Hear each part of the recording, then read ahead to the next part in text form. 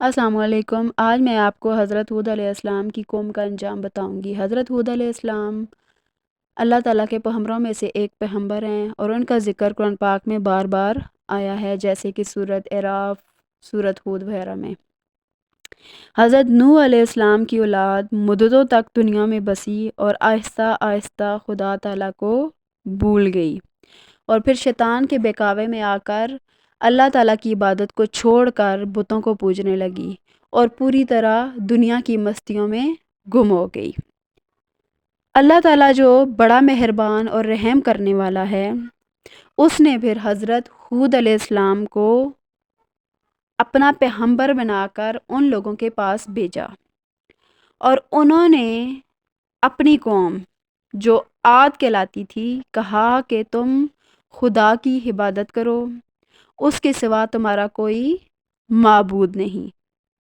میں تم سے اس واعظ و نصیحت کی کوئی مزدوری یا اجرت نہیں مانگتا، اس کا بدلہ مجھے وہی دے گا جو میرا رب ہے، جس نے مجھے پیدا کیا ہے۔ اور اے میری قوم، اپنے رب سے بخشش مانگو اور اس سے توبہ کرو، وہ تمہارے لیے بارش برسائے گا جس سے تمہارے کھیت اور باغات اچھے ہو جائیں گے اور تمہاری طاقت کو بڑھا دے گا۔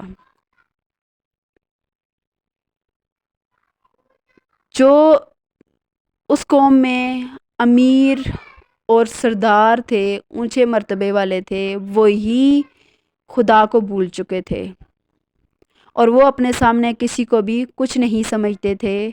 انہوں نے حضرت ہود علیہ السلام سے کہا، اے ہود، ہم تمہارے کہنے پہ اپنے بتوں کو نہیں چھوڑ سکتے، تم کوئی نشانی بتاؤ ہمیں کہ تم واقعی اللہ تعالیٰ کے پیغمبر ہو، سچے ہو۔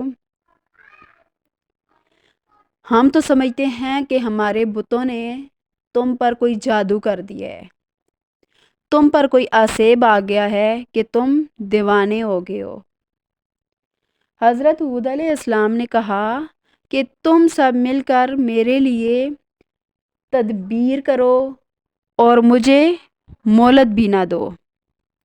میں خدا پر بھروسہ رکھتا ہوں جو میرا اور تمہارا پروردگار ہے۔ میرے ہاتھ اللہ تعالیٰ نے تمہیں جو پیغام بھیجا تھا وہ میں نے تمہیں پہنچا دیا ہے۔ اگر تم میرا کہنا نہ مانو گے تو اللہ پاک تمہاری جگہ اور لوگوں کو بسا دے گا، اور تم خدا تعالیٰ کا کچھ بھی نہیں بگاڑ سکتے، تم اللہ تعالیٰ کو کوئی نقصان نہیں پہنچا سکتے۔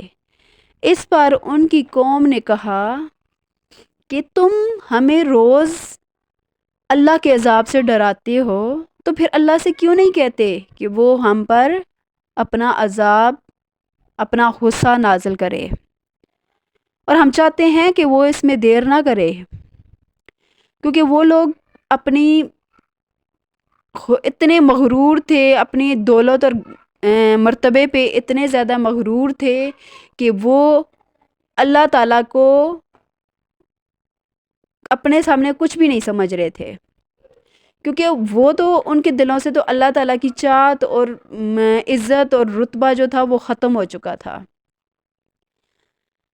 تو وہ اپنے آپ کو ہی خدا سمجھ رہے تھے کہ جو کچھ وہ کریں گے وہی ہوگا، ان کے اوپر کوئی خدا نہیں ہے۔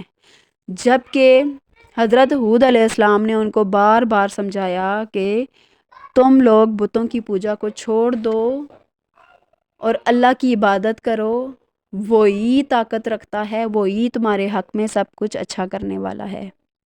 لیکن انہوں نے حضرت ہود علیہ السلام کی کوئی بات نہ سنی۔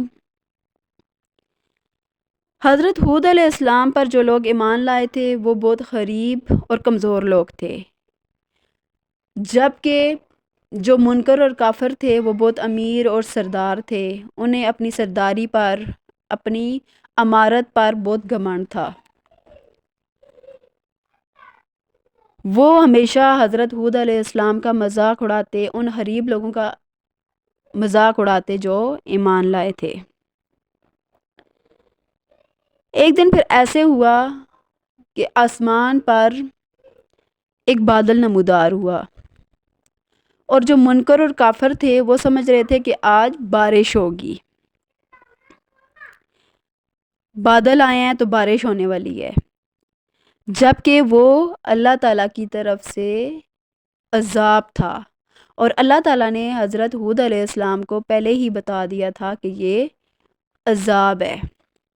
حضرت ہود علیہ السلام اپنے ساتھ ان لوگوں کو لے کر بستی سے باہر نکل گئے جو لوگ ان پر ایمان لائے تھے اور جو اللہ تعالیٰ کی ذات کو مانتے تھے اور اللہ کی عبادت کرتے تھے۔ وہ ان سب کو اکٹھا کر کے بستی سے باہر لے گئے۔ پھر کیا ہوا میرے پیارے دوستو؟ اس کے بعد آسمان پر بادل نمودار ہوئے، اور ان بادلوں کے ساتھ ایک ایسی آندھی آئی جو 8 دن اور 7 راتیں مسلسل چلتی رہی، یہاں تک کہ سب کافر مر گئے اور نیست و نابود ہو گئے۔ اس طرح ایک بار پھر اللہ تعالیٰ کی زمین کافروں اور مشرکوں سے پاک ہو گئی۔